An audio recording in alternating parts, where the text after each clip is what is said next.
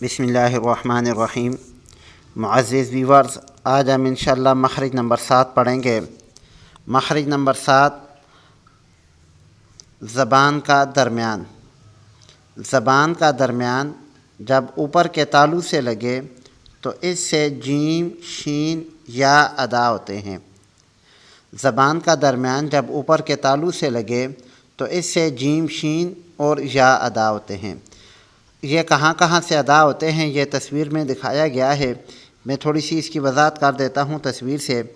یہ جو red colour کی ہے، سرخ رنگ کی، یہ زبان ہے، اور یہ جو ڈاٹ بنا ہوا ہے گرین کلر کا، یہ اس کے ٹچ ہونے کی جگہ ہے۔ یہ جو ہے یہ اوپر کا تالو ہے۔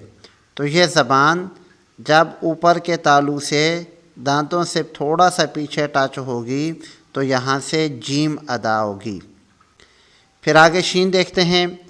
یہ ریڈ کلر کی زبان ہے، یہ جو اوپر ڈاٹ بنا ہوا ہے گرین کلر کا، یہ اس کے ٹچ ہونے کی جگہ ہے، اور یہ اوپر جو یلو پیلے رنگ کا جو بنا ہوا ہے یہ تالو ہے۔ تو یہ زبان کا درمیان یہ جیم کے مخرج سے تھوڑا سا پیچھے جب اوپر تالو کے ساتھ ٹچ ہوگا تو یہاں سے شین ادا ہوگی۔ آگے دیکھ لیتے ہیں یا کو۔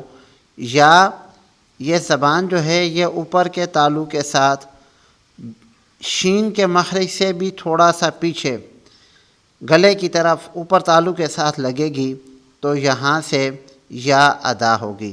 پھر دیکھ لیں، یہ زبان جو ہے یہ دانتوں کے ساتھ پیچھے تالو سے لگے تو یہاں سے جیم ادا ہوتی ہے۔ یہی زبان جیم کے مخرج سے تھوڑا سا پیچھے اوپر تالو کے ساتھ لگے تو یہاں سے شین ادا ہوتی ہے، اور یہی زبان شین کے مخرج سے تھوڑا سا پیچھے اوپر تالو کے ساتھ لگے تو یہاں سے یا ادا ہوتی ہے۔